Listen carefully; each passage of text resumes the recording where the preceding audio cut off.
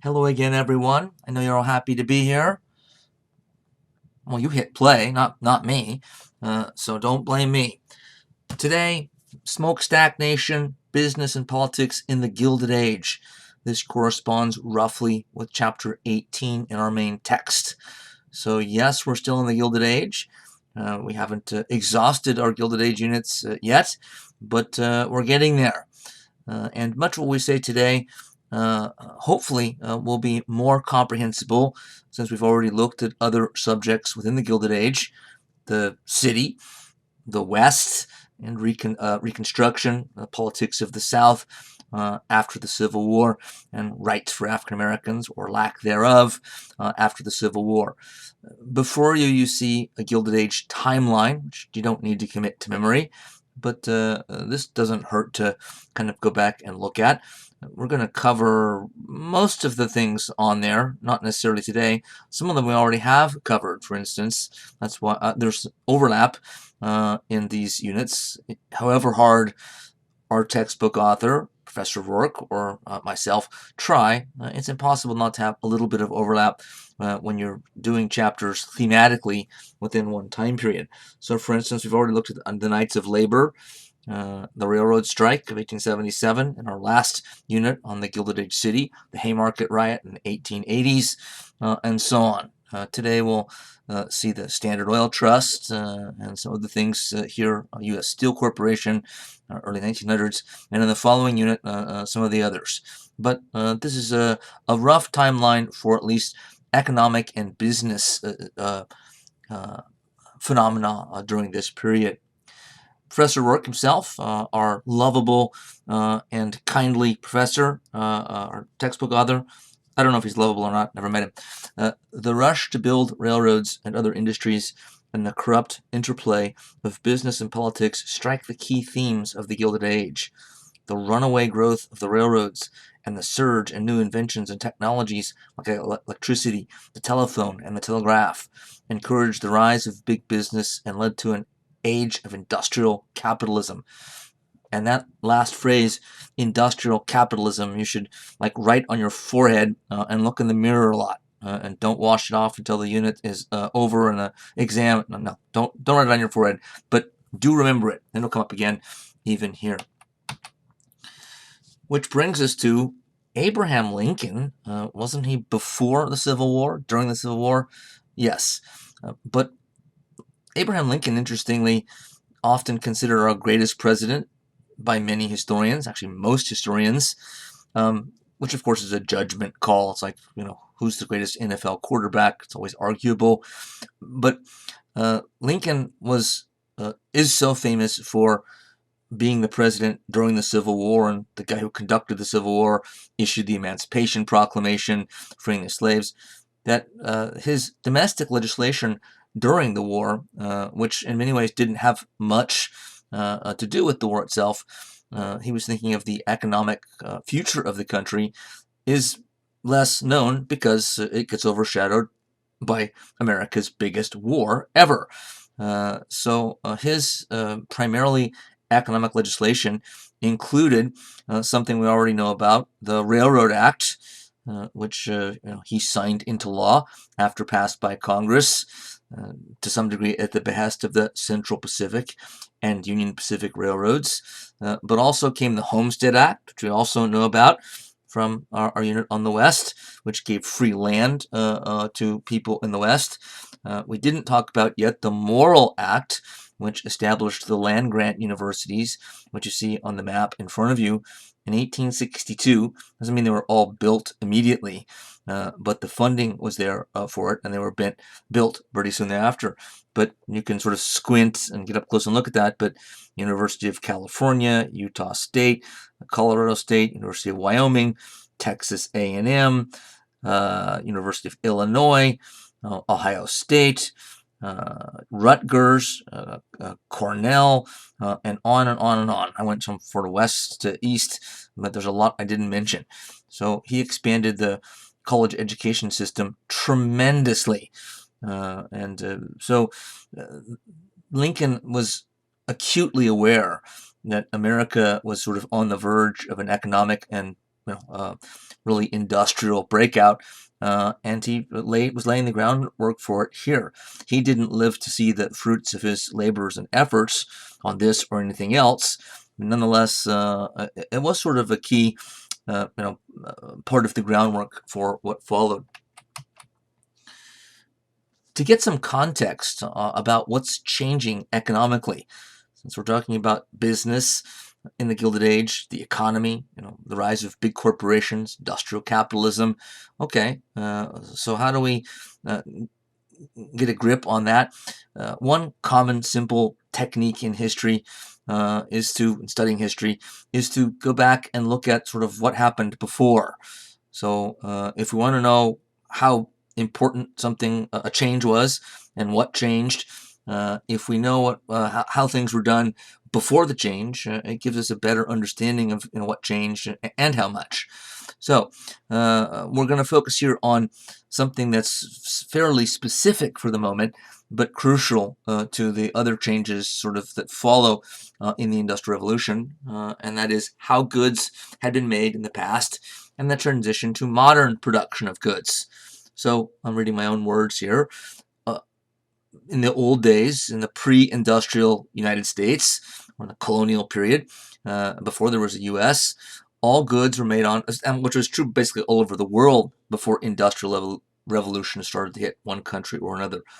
All goods were made either on a family farm by the family itself or in small shops, which you see a picture of on the right. That sort of looks like a shop because it looks about the right size. Right? A shop isn't like a gigantic warehouse or building. That's a factory. That's what we're moving towards. Also, secondly, all goods were made by hand. In this shop we see here in the drawing, it's a shoemaker's shop, and there are some sort of primitive machines in there, but they're machines that still require a great deal of skill with the hands to manipulate, and it requires a lot of brain work then, and so muscle power to make the machine sort of work properly. What we're moving towards, again, this is the before. The after part will be workers no longer really having to think too much about how they're making a product, nor do they have to really use too much muscle or energy. The energy is in the machines more. So the machines start to do more. Here, they were handheld machines, like a sewing machine, but they become a bigger process of production of one type of good or another, not just shoes, but eventually everything. All goods were made by master craftsmen, and they're craftsmen who they were training. These are called artisans or craftsmen. The process by which you became a master craftsman, like a master shoemaker, the boss would be here. We still have this in some trades even now. When you started as an apprentice, basically a beginner, then you move to journeyman, which means you're kind of middle of the road, and then you produce your masterpiece. If your boss accepts it, you've basically now been, it's like you're getting a degree in shoemaking, and now you have the ability to start your own shop if you have the money. They're just training you. You're not necessarily going to have a shop, even as a master craftsman. So I like the example of shoemakers, though this was happening in a lot of other trades as well, because we start to see a transition phase here. This isn't, that's not a factory. That's not machines doing most of the work. It's not a huge labor force on an assembly line, anything like that. So how is this a transition? Well, in shoes and many other commodities being produced at this time, this is going on in Europe as well. The shoemaker, say here, a fictional shoemaker, this is a fictional drawing, he gets an idea or learns that one of his competitors, owns another shoe shop on the other side of town, is doing something that he realizes, oh, I'm going to have to do this now.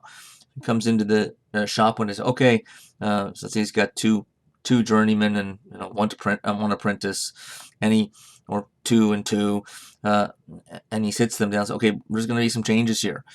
So from now on, instead of me teaching all of you guys how to make an entire pair of shoes from start to finish, we're going to establish kind of a system whereby each one of us does sort of one part. So you're gonna, points to one guy, you're gonna sort of nail the soles of the shoes, onto the leather, or vice versa. Then you're gonna pass it on to the other guy who's gonna do this and that, and then it'll come to me and I'll do this. And so they'll be like an assembly line. And instead of it being a conveyor belt, then we'll just be passing it from one person's desk or work table to the other.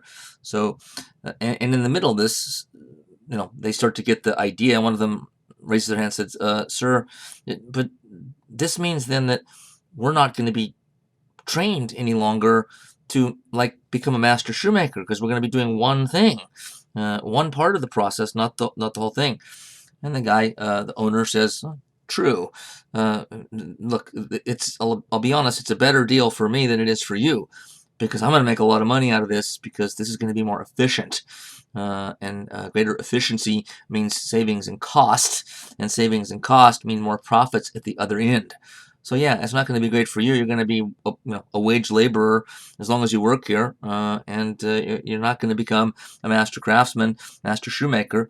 But those guys are going to be going out of business pretty soon anyway. He probably sees this coming, and I don't have a choice, because if I don't do this, all of my competitors will, and they'll be able to undersell me, take over my business, and none of us will have jobs. I won't have a business, and you'll lose your job because I go out of business, which was often true as well. Nonetheless, this is the transition phase where producers of goods start to see how efficient dividing tasks up into parts can be. By the way, the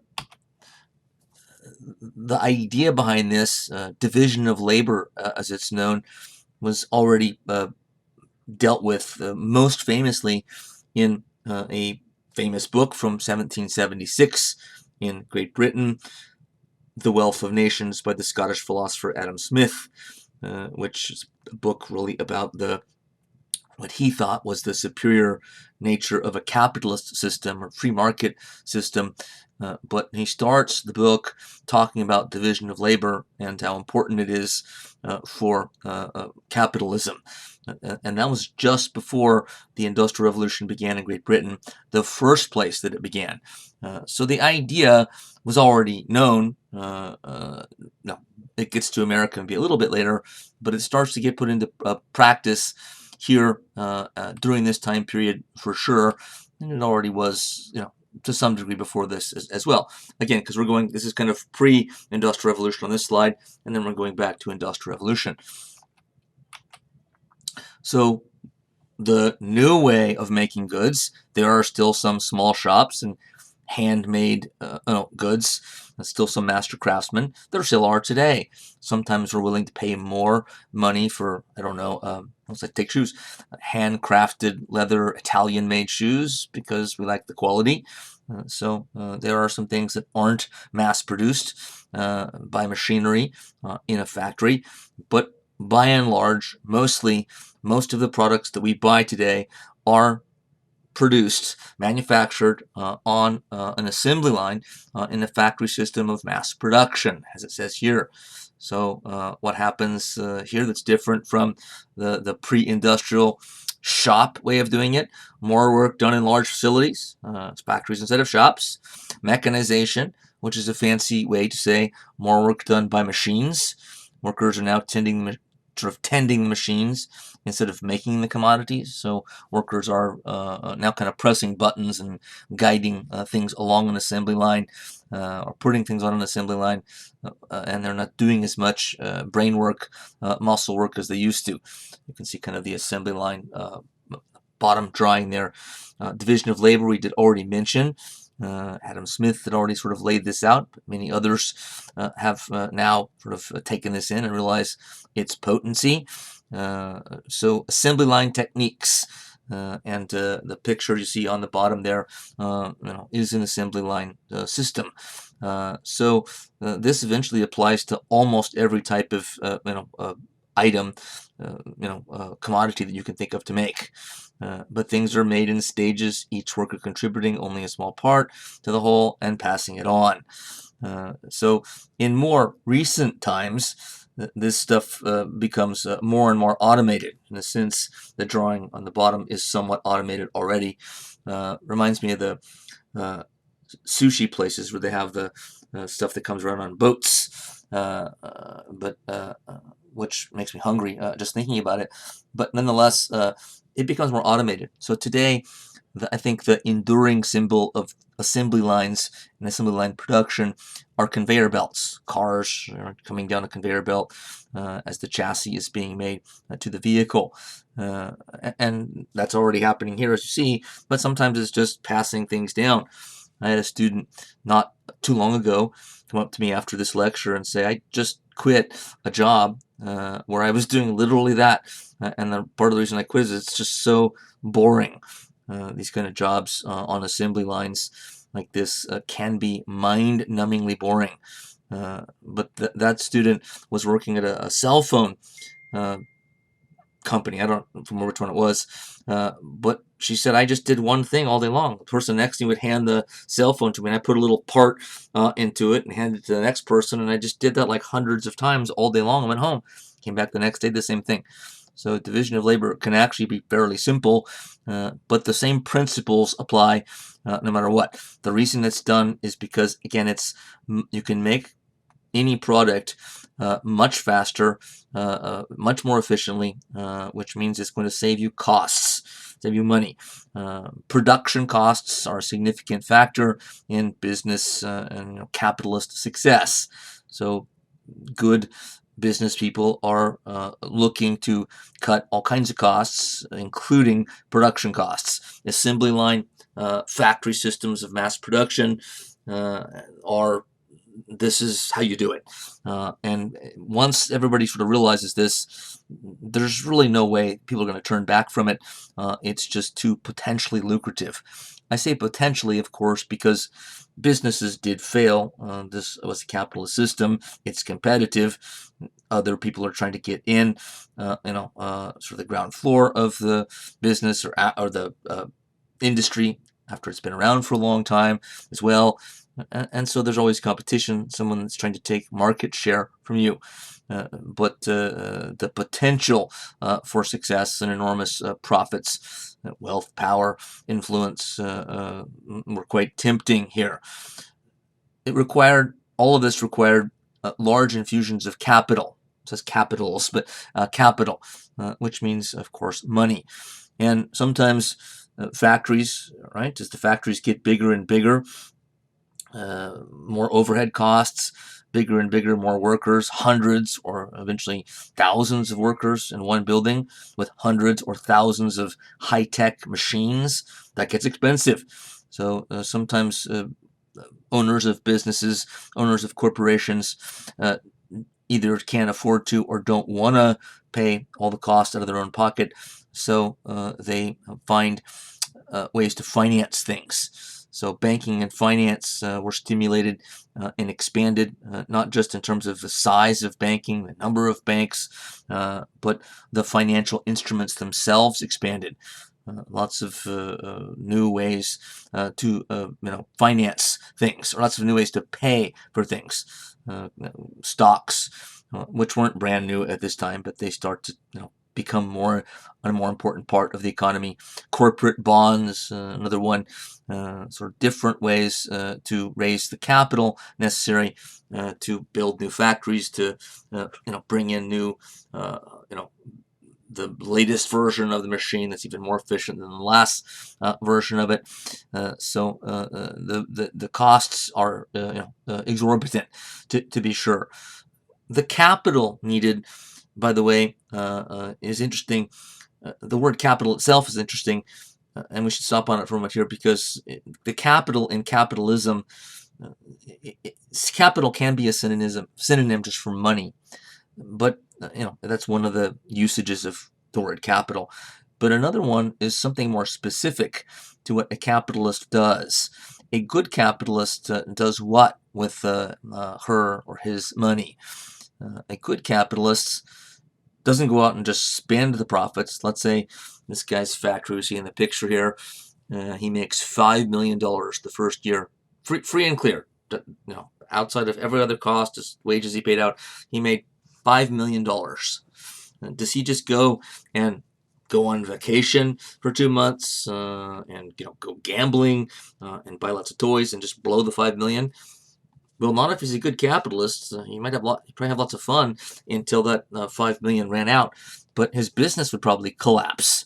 So a good capitalist takes the capital, the profits, and plows it back into the company, reinvests to improve. You're always looking to improve, build or buy better machinery, which is costly.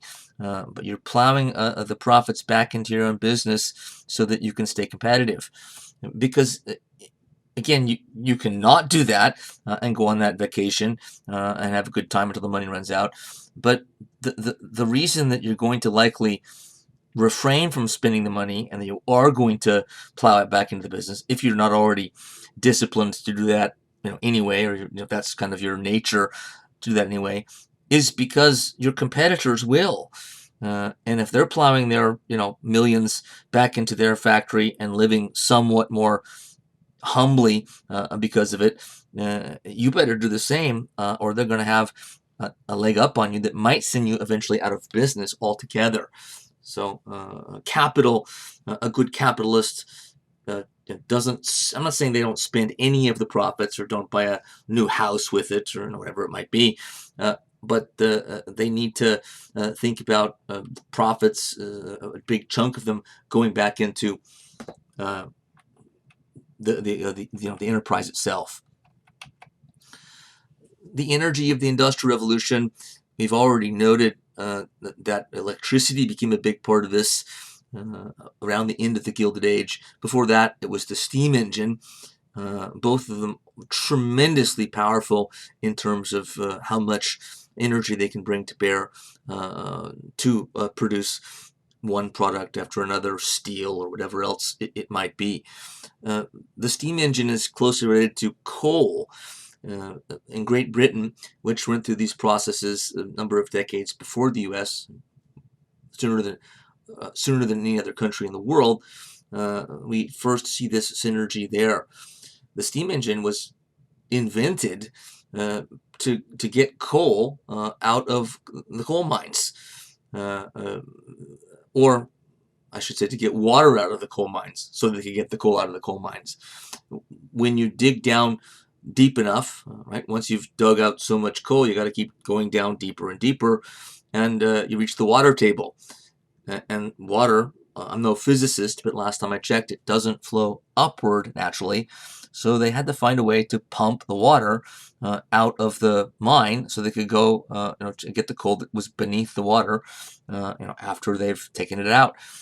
And it was primarily that need that drove the invention of the steam engine, which is interesting because coal, right, and steam then team up to become kind of a potent concoction, because it's primarily coal that fuels steam engines that produce textiles or whatever else in these kind of factories. And the drawing on the left is a good example of what we should picture a factory to look like, at least sort of an early factory. Right, all kinds of gadgets and machines, and on this big area, lots of workers tending those machines.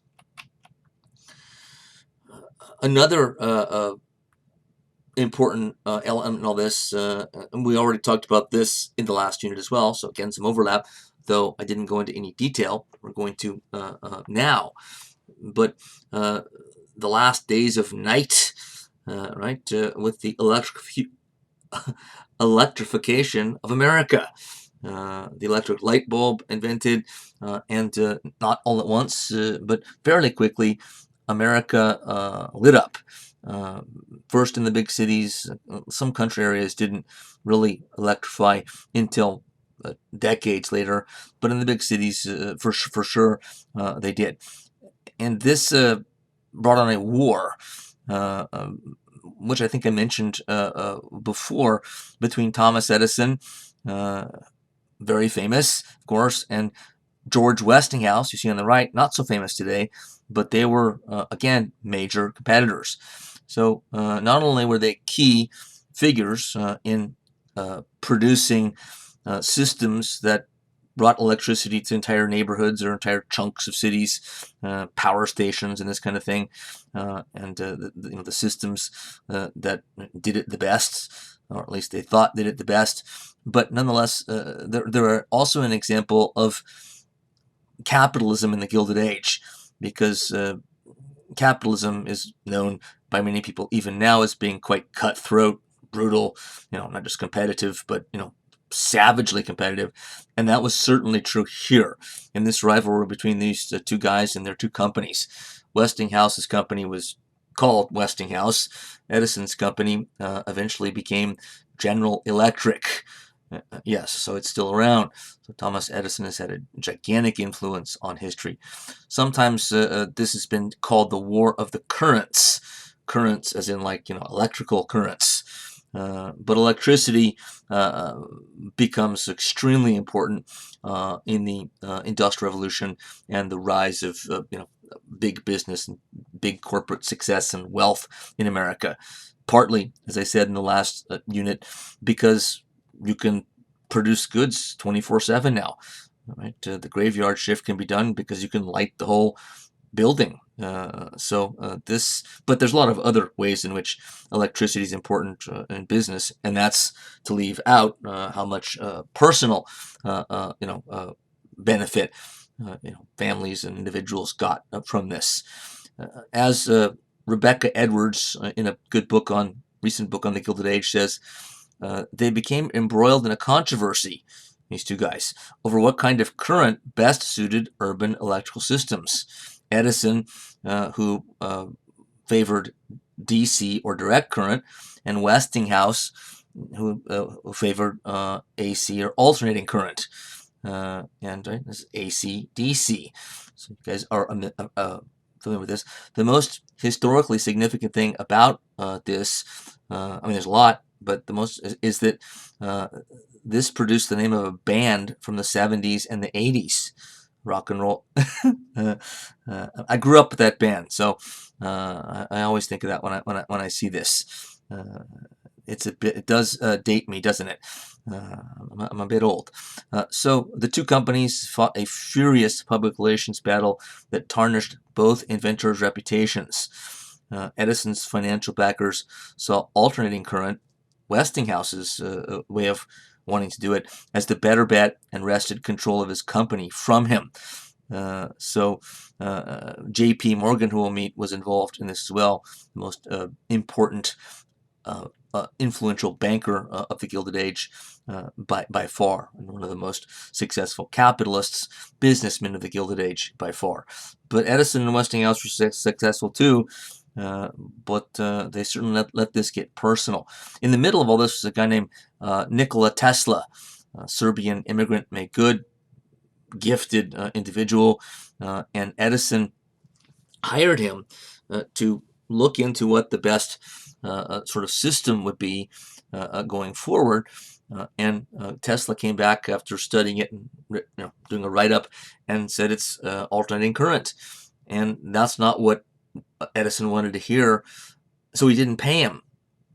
And this went back and forth for a long time. Tesla quit, and there were legal proceedings over this as well after the fact. But Edison claimed, no, I didn't say I would pay you just for doing the study. I said I would pay you if you do the study and you come up with an idea that I liked.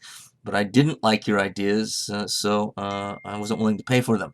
And of course, Tesla said, that wasn't the agreement. You agreed to pay me to study it, and you just wanted to see my conclusions, whether you used them or not. Right? You still owe me for the work, which I think is clearly the better argument of the two. Edison was not known at least once he became famous and wealthy and powerful, for being the nicest guy in the world. But that can be said of many of the capitalists we'll meet here. Not all of them. It can be said of some of them. The Industrial Revolution's boom in production. I've just sort of taken one sort of measure here by looking at a very kind of blurry, somewhat crude graph of the steel industry relative to other countries. So Britain may be the key one in red, because if you look back to 1870, 1873, the British had a pretty substantial lead over everybody. But the Americans catch up quickly. Germany and Japan and Russia are in there too. So the wealthy and powerful countries of the world, which those are most of them right there, are definitely sort of increasing steel production. But the graph, if it was textiles or oil or eventually chemicals, whatever it might be, it's moving in that direction as well.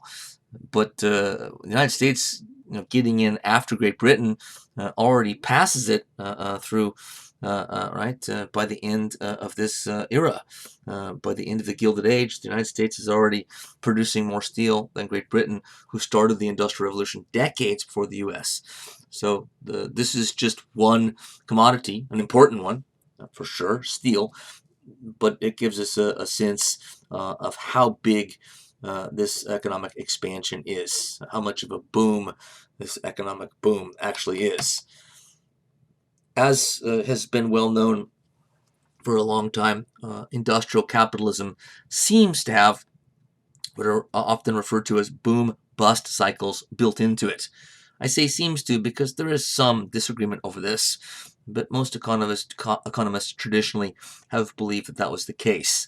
That there's sort of a kind of natural tendency, recurrence of depressions or recessions, followed by periods of great expansion of the economy and wealth production, only for it to contract again. So expand, contract, expand, contract.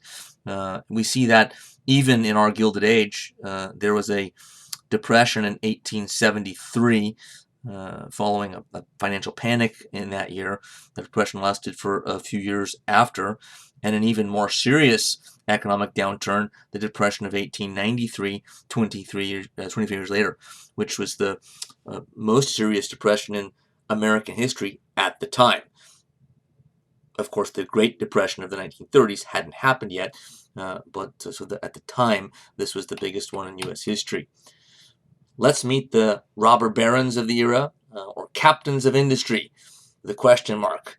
Why two titles for them, two labels and a question mark? Because I'm trying to get you to sort of interpret their influence, their historical significance.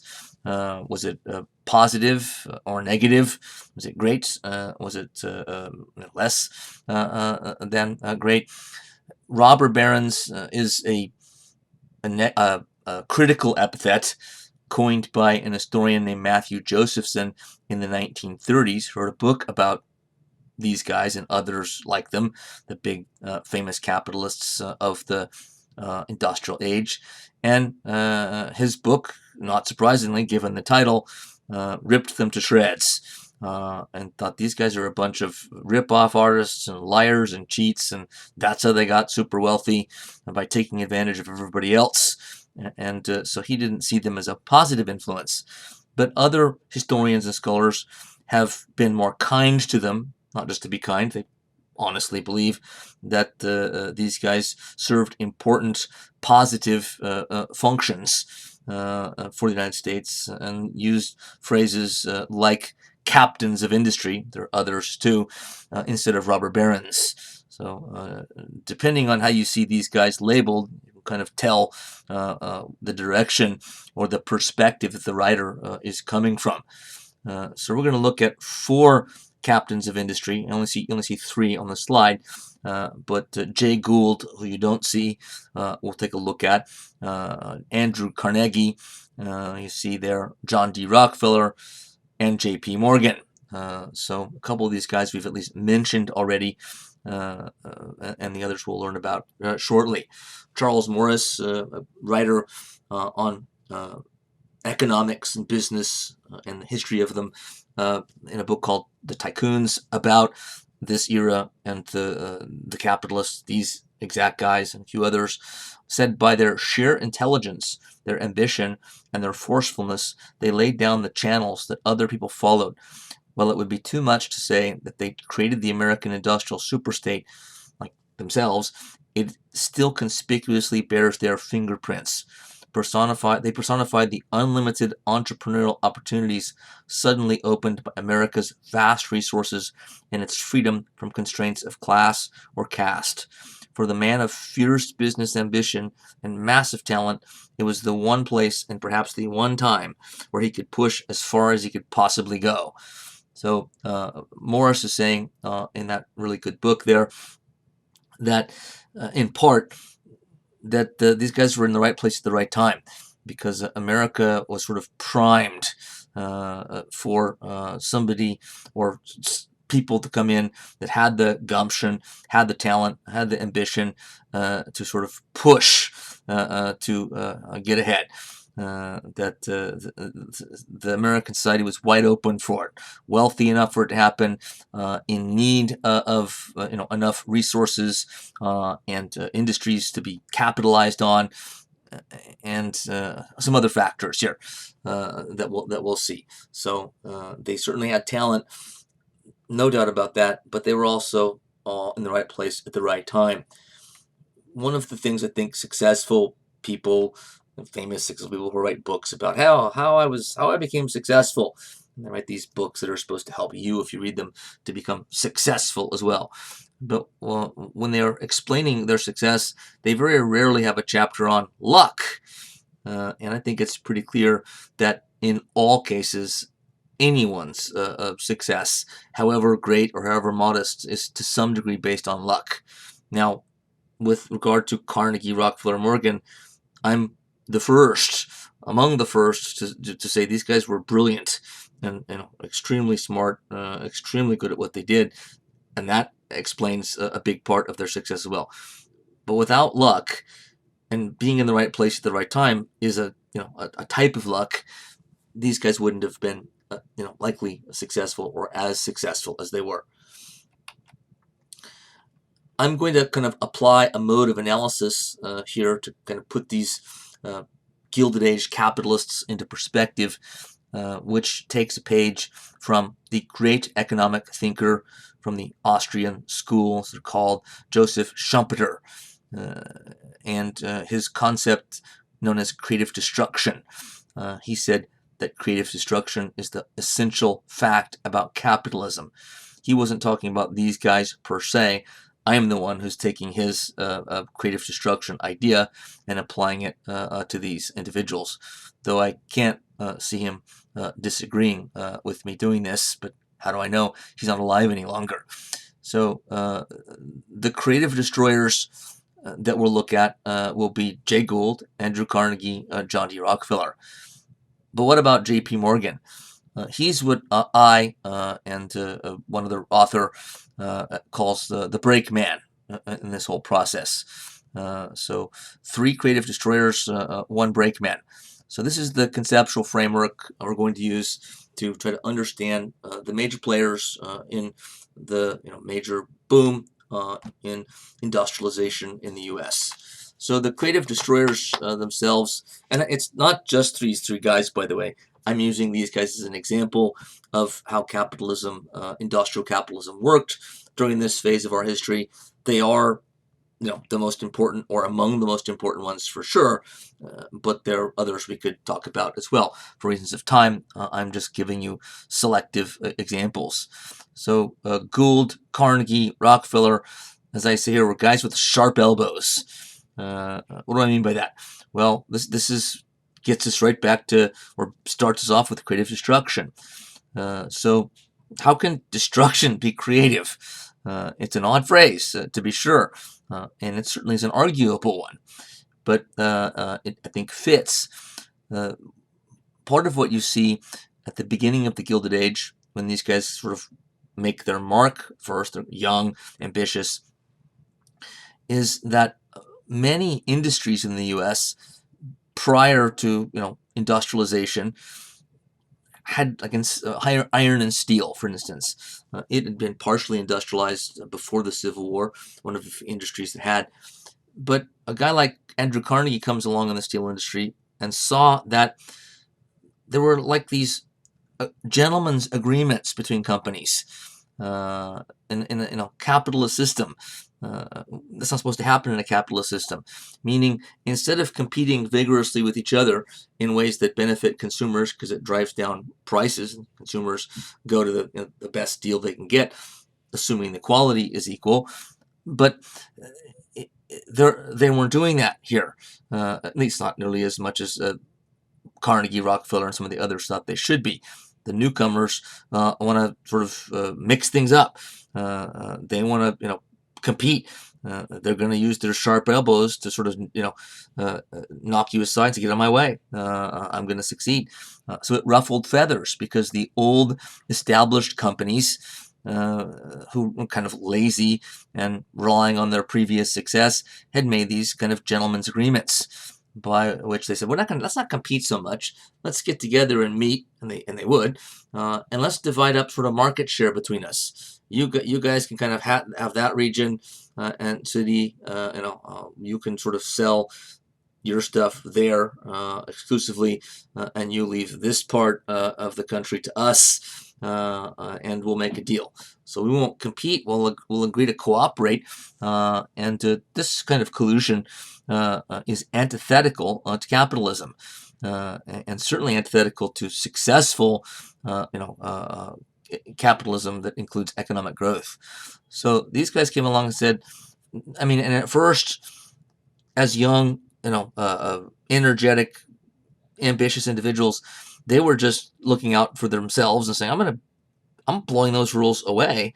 I'm not just going to cooperate with these guys and make some profit. I'm going to blow right past them and make all the profit. So some of this is based on greed, right? Competitive instincts, ambition. But in time, as they matured, I think it's also clear, and I've done a lot of reading on these individuals. I think it's also true that they came to believe, whether or not they were right or not, they came to believe that what they were doing was actually good for not just them, but for business, for the economy, for the country. And one can make an argument that that's true, though, of course, you can make an argument that it's not true. So by definition, then these creative destroyers broke with tradition, used innovation, energy, right, their own energy to get ahead, and they forced their own industries. Carnegie's was steel, Rockefeller's was oil, Gould's was railroads. They forced their respective industries to push forward. Enormous competition and enormous turmoil, were sort of all mixed up together here. And this sent many firms, companies, into bankruptcy because they just couldn't compete with these guys who were just so aggressive now. Especially they were, in an era where there had been kind of complacency in business. The success that they'd had before made them kind of complacent. These guys aren't complacent because they're trying to make their mark. They're trying to replace the complacent guys with themselves, the younger, more energetic guys. And they largely succeed.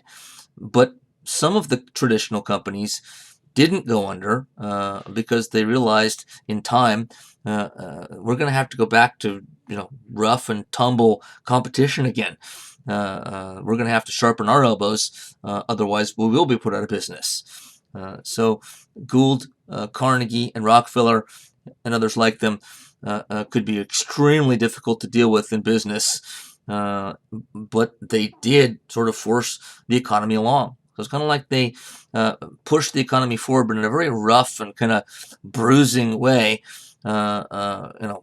which it made for kind of a lot of chaos, but did push the ball forward.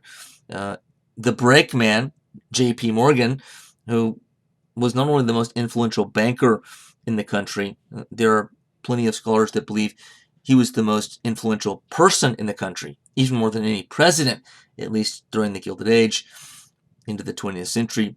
maybe not so much. But Morgan wasn't quite interested in the sharp elbows, creative destroyer kind of thing, at least not at this time. He saw the need to slow things down, kind of call time out, and take the raw success these other guys had, who had been, like bulls in a china shop, just knocking everything over, but moving in the right direction, and saying, no, we need to slow down and take what you've done. You've moved us in a positive direction. It's been progress, but it's been very messy progress. We need to slow this down, organize it, right, systematize it, make it more smooth, before we sort of go forward.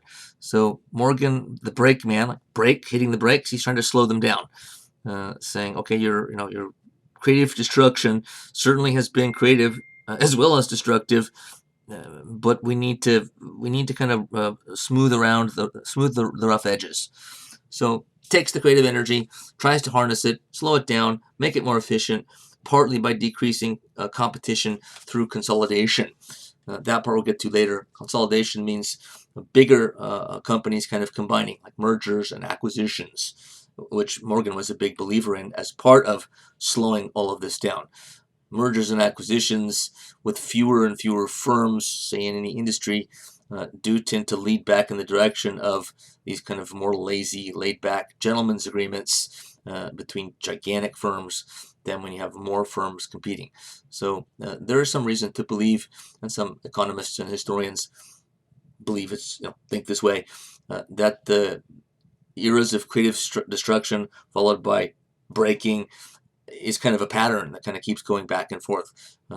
Creative destruction, then slow down, put the brakes on, but then everybody gets lazy, the industries get lazy, then another round of creative destruction, slow it down, right, organize the gains, and on and on and on.